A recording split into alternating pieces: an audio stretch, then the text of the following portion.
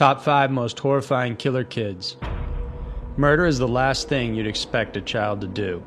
But just like adults, there are kids damaged beyond repair as a result of circumstances beyond their control.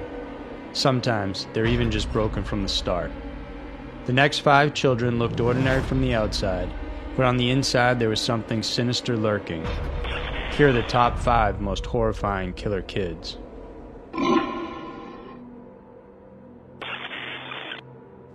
Number 5. Eric Smith.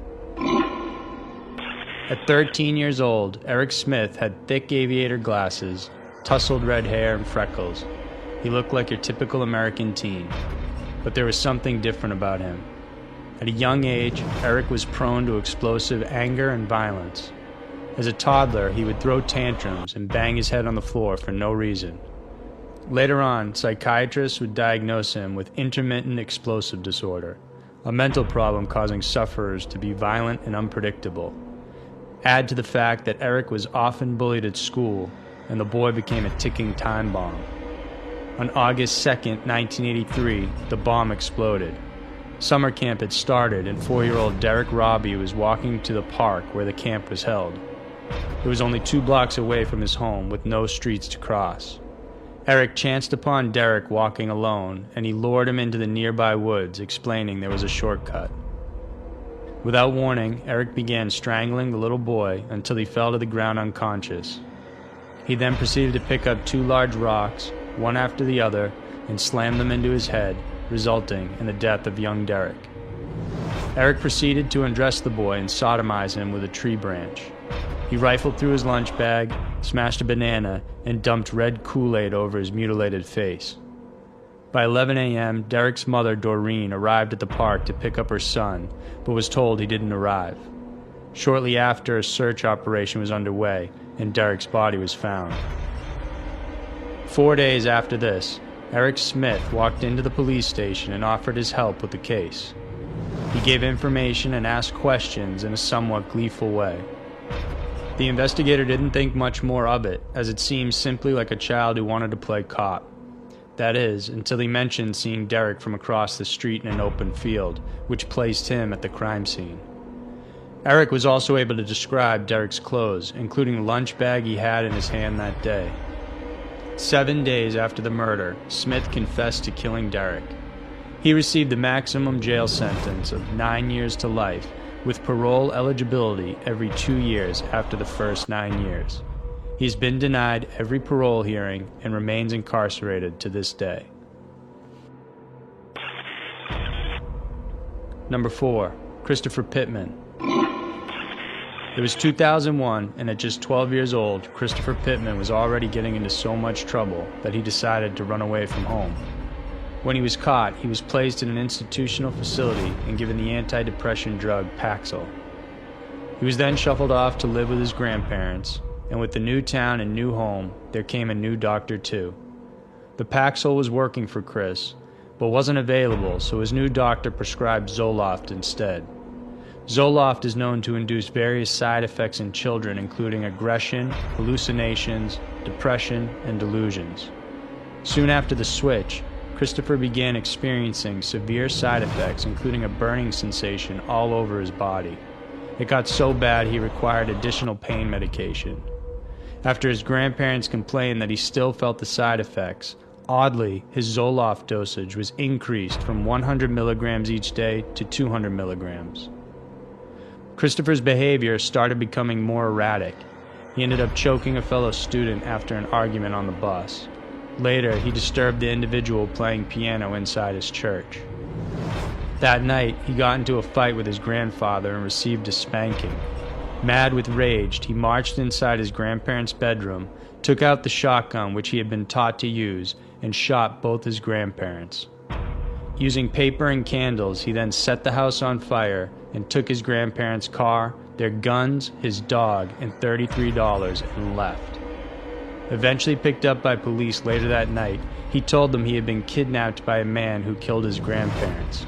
After intense questioning, he eventually confessed to his crimes and even added that his grandparents deserved what they got. His trial centered on the controversial drug Zoloft and the effects it had on children. The doctor who doubled his dosage was never charged for any crime. Currently, Christopher Pittman is still incarcerated and serving a 30-year to life sentence. Number 3. Joshua Phillips. It was November 3rd, 1998, and 8-year-old Maddie Clifton had disappeared.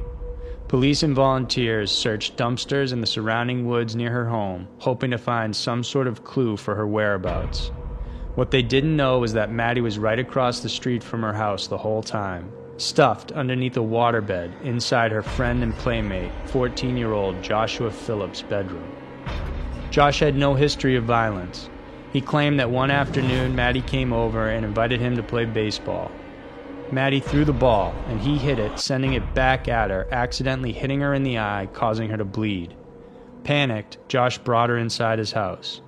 Josh's abusive father had a strict no visitors policy, and afraid of what his reaction would be if he found her inside, he dragged Maddie into his bedroom and proceeded to strangle her with a phone cord for 15 minutes. Afterwards, he hit her with the baseball bat and then stabbed her 11 times. There was no evidence of sexual assault, but Maddie's body was found naked from the waist down. By the time his father had come home, Josh had stuffed Maddie's body underneath his waterbed mattress, and there it sat for several days decomposing. Police began the search party, and after days of turning up empty, they decided to call it off. 7 days after Maddie's disappearance, Josh's mom, Missy Phillips, was cleaning his bedroom when she noticed a wet spot on the floor and thought his waterbed was leaking. She lifted up the mattress to try and locate the leak, and that's when she discovered Maddie's body. In horror, she ran next door and called the police. Josh was arrested in school that day. He confessed to killing Maddie, explaining the fear of his abusive father's reaction as the motive for murdering the little girl. In 1999, Joshua Phillips was convicted of first-degree murder and was sentenced to life in prison without the eligibility for parole. Number 2. Cindy and Shirley. 15-year-old Cindy Collier and 14-year-old Shirley Wolf had a history of abuse and brush-ins with the law. Cindy was abused her whole life and raped before she turned 10. By the time she was 15, her rap sheet included theft, burglary, drug abuse, and assault. Shirley also had a similar disruptive past. Her own father, uncle, and paternal grandfather had sexually abused her from the time she was an infant. By the time she was 6, she ran away from home several times until eventually authorities took notice and her father was arrested for the abuse.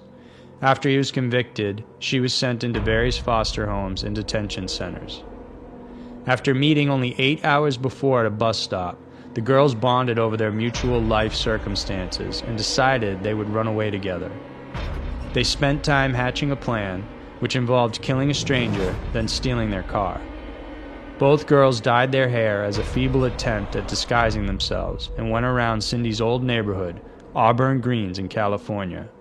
They began knocking on doors, and while the majority didn't let them inside their home, finally, one elderly woman did. Anna Brackett, an 85-year-old with grandkids of her own, allowed them in.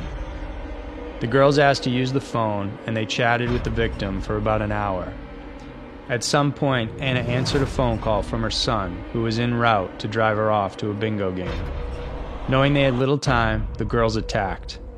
Cindy grabbed a knife, tossed it to Shirley, who immediately began stabbing Brackett in the back over and over again. Anna begged for her life, but the girls kept going until she was dead. After the kill, the girls ransacked the place, looked for cash, and grabbed 2 keys from the counter. The keys they took were the wrong ones for the 1970 Dodge in the garage, and so the girls ran on foot near Highway 49. Oddly enough, Carl Brackett, the son of the victim, saw the 2 girls while he was on his way to his mother's home. Once he got there, he discovered the grisly scene. Eyewitnesses eventually came forward, which led to the girls becoming suspects. Once confronted by police, Shirley immediately admitted to the crime, while Cindy didn't say anything. During interrogation, Cindy was confronted with Shirley's confession, and she began to laugh. She then said, "To honestly tell you the truth, we didn't feel any badness. Then after we did it, we wanted to do another one. We just wanted to kill someone, just for fun." Both girls were convicted of the crime, with Cindy serving the maximum of 9 years for a juvenile. She was then paroled in 1992 and has had no further run-ins with the law. As for Wolf, she was freed on June 30th, 1995, and has been arrested several times since for petty crimes. Number 1. Tyler Hadley. July 16, 2011. Everyone at school could tell it was going to be a big party. 17-year-old Tyler Hadley from Port St. Lucie, Florida, kept telling his friends he'd be throwing a rager, but no one thought it would happen. He'd been getting in trouble lately, and as a result, his parents were being extra strict with him. But Tyler had no intentions of letting his parents get in the way of his fun. Around 5 p.m., several hours before the party, Tyler popped some ecstasy, grabbed a hammer from the garage, and marched inside his family room where his mom, Mary Jo, was on the computer working. Tyler stood behind her, and as she turned to face him, he struck her on top of the head. Hearing her screams, Tyler's dad, Blake, came rushing into the room. When Blake asked why he was doing this, Tyler's only reply was, "Why the hell not?" He then bludgeoned his father to death, finished off his mother, and dragged their bodies to their bedroom, where he began piling clothes and furniture on top of them. He locked the bedroom door and cleaned for about 3 hours, just in time for his guests to arrive. By 11 p.m., the party was in full swing. Close to 60 kids were inside the house that night. They were playing beer pong, stubbing cigarettes everywhere, smashing bottles, and trashing the house. A few of them later recalled sitting down at the computer, taking turns playing songs on YouTube, and noticing a brown, sticky substance, which they assumed to be Coke or beer. Later on, it was found to be Mary Jo's blood, which Tyler had tried to get rid of using coffee granules. The party kept going while Tyler's behavior bobbed from panicky to gleeful. At some point, he told his best friend what happened, detailing how he killed his parents, even showing him a bloody footprint in the garage before ultimately revealing their bodies in the bedroom. By 4:40 a.m., the police arrived. His friend Michael Mandel had called Crime Stoppers to report the murder, and Tyler was arrested when the police discovered the horrifying sight. Tyler's explanations for the crime varied. First, he blamed medications he was taking, then said his father was not his real dad, and insinuated he was physically abusive. Neither of these were true. Finally, he admitted that it was because he wanted to throw a party, but knew his parents would object to it. Tyler Hadley was originally charged with first-degree murder and sentenced to life with no chance of parole. But as of 2016, his case will be opened for resentencing due to the Supreme Court 2012 ruling that barred minors from receiving life imprisonment without parole. So those were the top 5 most horrifying killer kids. Whether these children were a product of their environment, simply born evil, or perhaps a mix of both, the thought that a young person can commit such a terrible act like murdering is truly disturbing. Let us know which case you found the most horrifying in the comments below. And if you like this video, please remember to subscribe to our channel, and each week we promise to give you a new scary mystery to watch. Hope you enjoyed this one, and thanks so much for watching.